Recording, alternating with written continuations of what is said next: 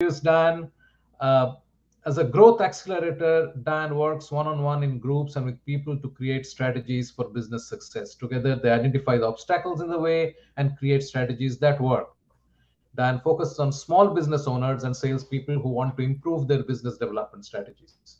She provides workshops and presentations on various topics, including sales, social media leadership, business planning. In her book, Lemonade Stand Selling, she provides straightforward, common sense, and clear guide to the sales process. However, today her session is based on succeed without sailing, and I remember I had a conversation with her, and that time I was traveling in the UK, and I think I was in Bristol, if I remember correctly. And I was like, oh God, this is what we are trying to do, this is what we believe. And we had a wonderful session that day. Dan, welcome, thank you so much for joining us, and take it away. Thanks so much for having me. I'm thrilled to be here. This has been so far a great day. So good on you for putting this all together. It cannot have been an easy task.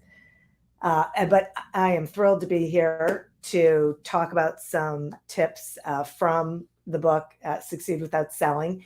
And I will say that if you are thinking to yourself, wait a minute, how can I succeed without selling? Like, isn't selling the point? I mean the traditional sense of selling. I mean that selling that somehow we were taught to do that none of us like. We don't like it when people do it to us. We don't feel comfortable doing it to other people. And so I am suggesting that we change our mindset, and that the book like starts with um, mindset shift from being in selling mode to being in learning mode. Okay, being curious instead of trying to convince, persuade, all those things that supposedly work when we're pretty sure that they don't. So one of the things that I think is really important is, what do prospects want, right? So we know as prospects we don't like being treated a certain way. So let's not treat other people that way. It is sort of that simple. Prospects want, and you know this because you are one, we want honesty.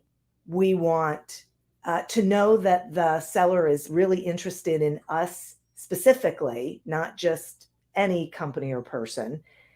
And we want to know that the salesperson is um, really interested in helping us solve a problem. And they are more interested in helping us solve a problem than they are in gaining the sale.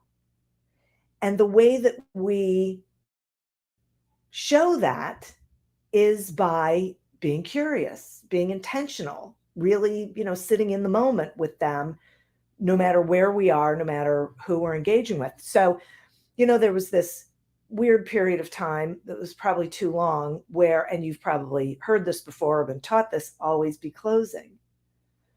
Well, the mindset shift is to always be curious. Because if you think about it, when we are always closing, that means no matter where we are, no matter what we're doing, we are looking for the sale. We are in total sales mode. It's really off putting. No one likes it. They don't like, being confronted with that. So it doesn't really work because it telegraphs that you are only interested in selling, and that you think as long as you can be convincing enough, you're going to be able to sell everyone in the room. And you think that that's what you're supposed to do.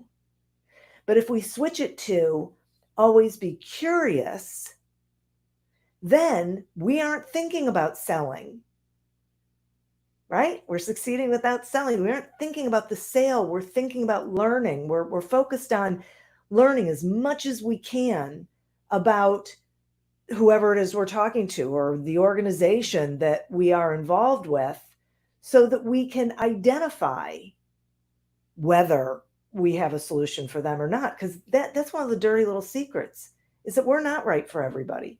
And everybody isn't right for us as a customer. But if we're always in sales mode, we miss those signals and we end up with really bad clients. And if you think about it, if you've ever had a bad customer, you know what I'm talking about, right? So, what does this really mean? For me, it's all about discovery, right? Discovery is the key.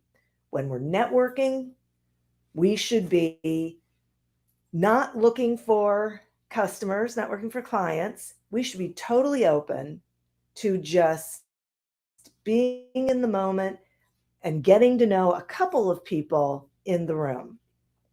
Because when we are in discovery mode, when we are curious, we are really discovering how these people fit into our world and if they fit into our world.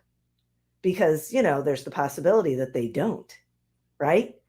No one likes the salesman at the networking event. We all know it. We don't like them. We avoid them like the plague, right? I just got a thumbs up on that. So let's not be the salesman in the room or the saleswoman in the room, right? A lot of people tell me they're uncomfortable networking. No kidding. If you think you have to be on and you have to be slick and you have to be persuasive and you have to be all of these things, why would you want to go? And the other thing I will ask you is, if everyone went to networking events to try and sell, if everyone there was behaving that way, would you go again? You wouldn't, because it's awful. And because you think to yourself, why is this guy trying to sell me insurance? I don't need insurance. I have an insurance agent. If he had not tried to sell me insurance, but had asked me if I had insurance and about my relationship with my insurance agent, he wouldn't have bothered. If he'd asked, if he'd been curious, if he had been in discovery mode, right? This is what I'm talking about. This matters. Go to networking events to discover who might be just a business friend, frankly, who might be a good resource, who might end up being a referral partner, who might be someone you want to avoid, someone who doesn't fit into your world. The only way you're going to know is by not being in sales mode, right? And then there's prospecting. We should be doing an awful lot of research when we're prospecting before we ever reach out to a prospect. Because the more we know, the more discovery we do, and the more we know about that prospect, the more we have to talk to them about that is resonant to them. They realize that we have really done our homework, that we really care about them. It gives us something to start the conversation with, but it also tells us if they are someone that we should cross off our list. Not every prospect in your prospect pool is going to be a possible client, okay? They're not. Sometimes just doing your research will help you figure that out, okay? And then we'll talk about being in the sales meeting in a minute, all right? Because that's a huge topic. But what about after the sale? How many salespeople sell, thank you very much, and then move on because we're taught to be hunters? Okay, you can be a hunter all you want, but you also have to be a nurturer. And nothing is constant. Your customers are constantly changing. I mean, the only constant is change, right? So we want to be engaging with our customers after the sale so that we can keep learning about them and their needs and what's going on with them. And then we take the resources that we've developed through networking and we can offer them to our customers. And we've just further solidified our relationship. We are of greater value to our customers and our clients when we are helping them solve problems that have nothing to do with what we sell. It's about the relationship. All this is about relationship building and growing and nurturing and solidifying, right? Remember when I said, what do prospects want? They want to know that you want to help them solve a problem. That's what your customers want too. And sometimes it's a problem you can't solve yourself, but you can help them solve. Okay. So now I want to talk about when you're in that sales conversation, because this is a biggie. And I spend a lot of time on this in the book. When you are in that selling, what do? We walk in, they say, so tell me about your product or service. And then we do. We put on this big presentation. We talk, we explain bells, whistles, benefits, features, all that stuff. And the truth is, they've stopped listening. They stopped listening when we started and we got to a place that had nothing to do with anything they cared about. So we're not telling them anything because they're not even hearing it. Okay? We can't really tell them anything until we know a lot. So being curious and in discovery when we're in the sales conversation is critically important. What we want to do is have a lot of questions, and it's not just questions around the situation, the thing that we sell. It's questions about them, about how they make decisions, about how they're planning to make this decision, about whether they've worked with a company like ours before and what that experience was like, about whether they have considered a budget, if they would share that information. And I'll tell you something else we do that we shouldn't do. If they won't share that information, we let it go because we don't want to be uncomfortable or whatever it is. There's plenty of polite ways to say, would you mind telling me why you are hesitant to share that information?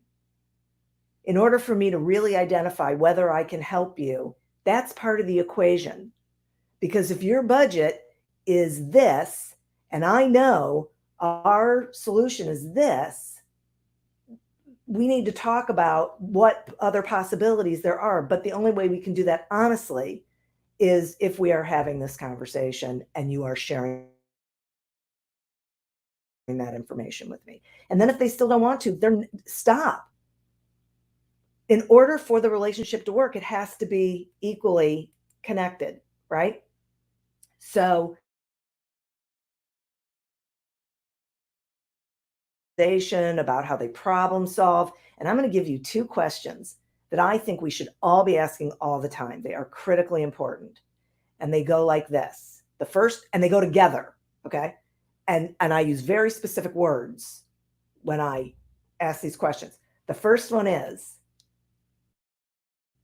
what will the impact be for you or your organization when you move forward with this decision, whether it's with me or someone else? Okay?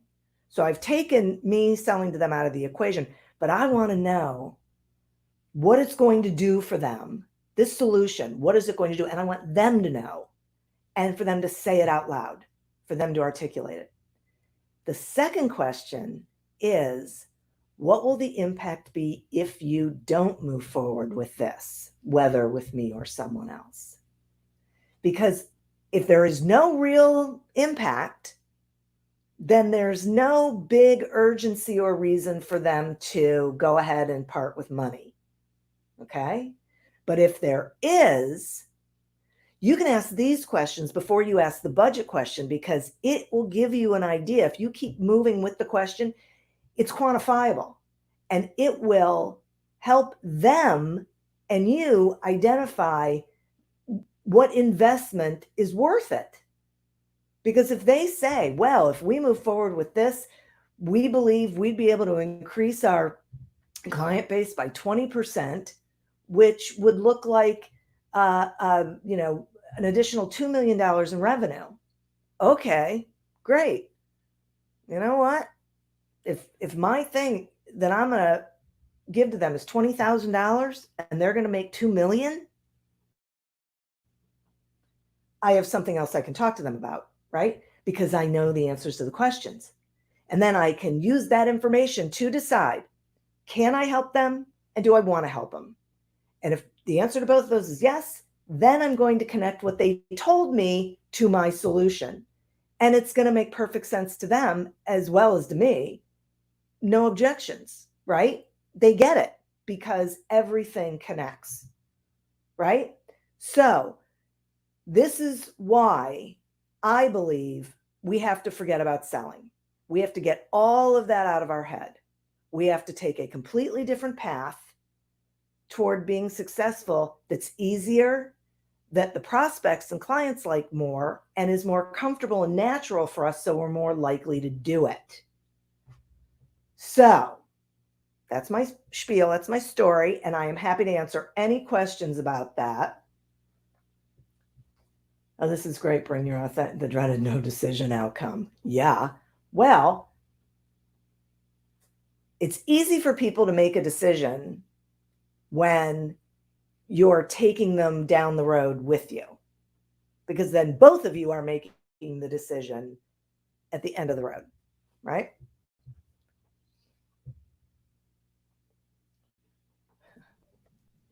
Great, Dan. I was like sort of having a deja vu. Yeah, this is great. So we will look out Good. for some questions. Uh, this is where you can find Dan's book. Yeah, Nil Sur says people buy from people. Absolutely, absolutely. That's right. Uh-huh. That's right. They buy the Right. person first, the product or service second, the company third. Yeah. Yeah, I mean, we'll give a minute for questions to come, but this is an interesting thing you say. Um, what is brand building about then? I mean, I thought that when people are buying computers, they buy IBM first. I mean, those days, IBM first, and then the person, and then the computer, perhaps. Yeah, but being from IBM can get you in the door potentially. Like, Mm. brand can, that sort of brand awareness can get you in the door, but they're still going to want to buy from someone they trust. So they Yeah, can trust the brand, but they also need to trust the salesperson. And that's you. yeah, yeah. Uh, are we getting some questions coming in? Looks like. Okay, we'll wait for a bit. Uh, Okay. okay, someone. Yeah, there. Somebody asked. How hard is it to build trust today when the entire environment is full of noise? So that is such a great question. And I'm going to tell you that this is why I think what I'm talking about is so much more important today, because there is so much noise, that the people who stand out from the noise are the people who are genuinely, authentically interested in other people. Okay? When when you radiate, when you telegraph that you are only there to have a conversation with them, that when you're prospecting, all you want is the meeting, not the sale, right? You're not that pushy. All you want to do is have a conversation. Listen, when I was in direct sales, I would say to people, listen, is it worth having a meeting? If I can't help you, I'll tell you I can't help you. And if I can, I'll tell you that too. Is it worth a conversation to see whether it makes sense for us to, take this further? It takes the temperature down. They knew I wasn't going to sell. I was totally honest with them. And even if I didn't do business with them, I got referrals from them because that stood out. So unfortunately, I guess you can use the noise to your advantage. Be the other person. Be the person who is not trying to sell whatever you have to everybody. Everybody is not a target market. Yeah, Hopefully this is that such a helps. great answer. And I Thank completely agree because uh, pressurizing. I mean, you see, LinkedIn is full of these kind of advice, right? Use this script in 30 Yes. seconds. You need to get him. You need to overpower the customer because you need to be in a position of dominance. I honestly, I don't get it at all. I mean, these guys, don't they buy themselves? Exactly what you said. Don't you, what do you do? Somebody corners you in the on the street and say, hey, you need to buy insurance. I mean, you're not going to buy it. Right? How crazy is that? Exactly. Exactly. It is so Well, funny. this Would was you great. repeat the question you used to ask people okay, at the beginning of the conversation? Oh, you know, I'm not sure. it's not necessarily at the beginning of the conversation. I will tell you this: when you are meeting with a prospect and they say, "So tell me about your product or service," instead of telling them, say to them, "I am happy to. If you don't mind, I'd like to ask you some questions first, so I'm sure that what I'm telling you is relevant, it's what you're going to be interested in." If you're asking Lee about the two questions that I suggested everybody ask, the first one is, what will the impact be when, and I use when specifically, what will the impact be when you make this decision, whether with me or someone else? And then the second one is, what will the impact be if you don't? All right. So you're getting both sides of that equation. Yeah. This is great. Uh, the other thing that came up one of the other sessions, and I just wanted to touch upon that, is that if there are multiple stakeholders in that decision making process, each are likely to have different outcome requirements. And the same two questions need to be asked to all three or four people to get very different divergent answers for you to be able to stitch together a cogent proposition which will actually satisfy everybody. Because, like we know, in a buying committee, no one person can take the decision to buy, but everybody has a veto. Yes. Yeah, boy, what a great point. That's huge. That's exactly right. Right. Okay. Yeah. Looks like something else come in. Let's see. Yeah. All good points being made with by my friend Nilsur there. Okay, Dan, thank you so much. This was great. Thank you. I loved it because I totally believe this. I totally believe this, and I know I you think do. people are tired of this high pressure selling business, and it has to be more about discovery, more about empathy, more about trying to understand what. I mean, can I at all, like you said, I mean, I may not have anything to sell to you, but you may give me a referral to somebody who may have. Exactly. I mean, how good is that? Right. Instead of burning Respect my bridges people. and saying, instead of you Right. sending out messages in the dark social saying, stay away from Shubhanjan. I would never do that. I know. Okay, Dan, thank you so much. Okay, guys, we'll be back with Ramesh Dorairaj. He has counterpoints to some of what we discussed today, and he talks about managing customer relationships in and games customers play. That's another perspective coming up next. Excellent. Bye bye.